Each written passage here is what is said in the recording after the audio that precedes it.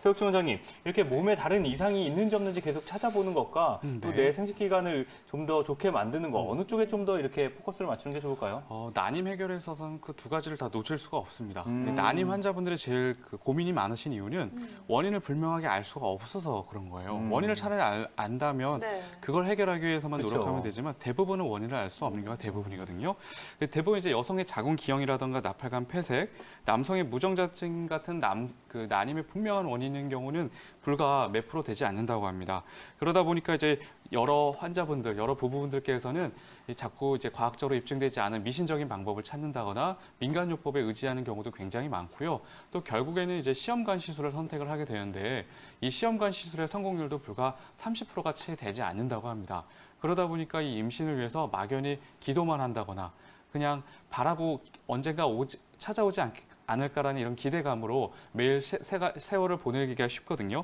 하지만 이럴수록 난임 해결을 위해서는 기본으로 되돌아가야 될 것 같습니다. 임신을 하는데 필요한 기본적인 요소들을 하나씩 미리 임신을 하기 전에 만들어가는 게 결국은 난임 해결의 가장 첫 번째 단추가 아닐까 이렇게 생각이 듭니다. 네, 이렇게 두 가지 다 놓치지 말고 잘 집중을 해야 될 것 같은데요. 그렇다면 한의학에서는 이 난임 해결을 위해서 어떻게 접근을 현재 하고 있나요?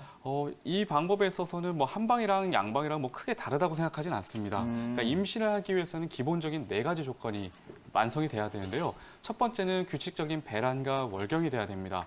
실제로 지금 많은 젊은 여성분들이 월경이 불규칙하거나 아니면 아예 월경이 끊긴 듯한 무월경 환자분들이 굉장히 많고요. 또 월경을 하는 것처럼 보이지만 배란이 되지 않는 무배란성 월경을 하시는 여성분들도 굉장히 많거든요.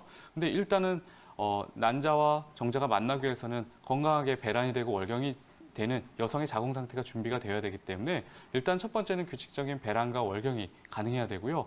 또 실제로 이 불임 환자분들의 상당수가 또 남성에게 원인이 있는 경우도 의외로 많습니다. 이 남성분들도 요즘 스트레스도 많고 피로 같은 여러 가지 좋지 않은 환경에 놓여 있기 때문에 정자의 수가 적다거나 정자의 수는 있더라도 운동성이 떨어지거나 기능이 떨어져서 또 난임이 되는 경우가 많기 때문에 남성의 생식력도 상당히 중요합니다. 그래서 또 많은 남성분들이 임신을 앞두고 담배를 끊는다거나 술을 줄이시는 것도 굉장히 중요한 좋은 방법이시기도 하고요.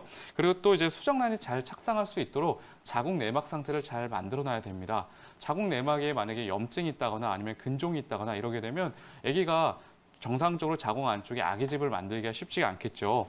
그리고 또 이제 이 자궁이 일단은 임신이 되고 다음에도 500배 이상 커지는 이런 과정을 거치기 때문에 자궁의 근육 자체가 건강한 상태가 유지가 되어야 됩니다.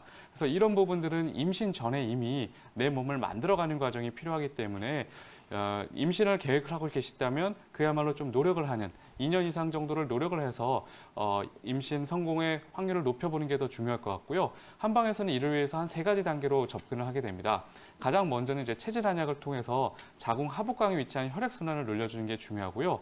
두 번째로는 자궁은 그야말로 따뜻해야, 아기 집은 따뜻해야 더 아기가 찾아오기가 쉽거든요. 그래서 신부 온열요법이라고 하는 이제 단전 부위를 중심으로 왕뜸을 하는 치료도 굉장히 도움이 될 수가 있고, 세 번째로 마지막으로 이제 또 의외로 중요한 게 뭐냐면 척추의 정렬 상태가 굉장히 중요합니다. 특히나 이제 골반 상태가 굉장히 중요한데요.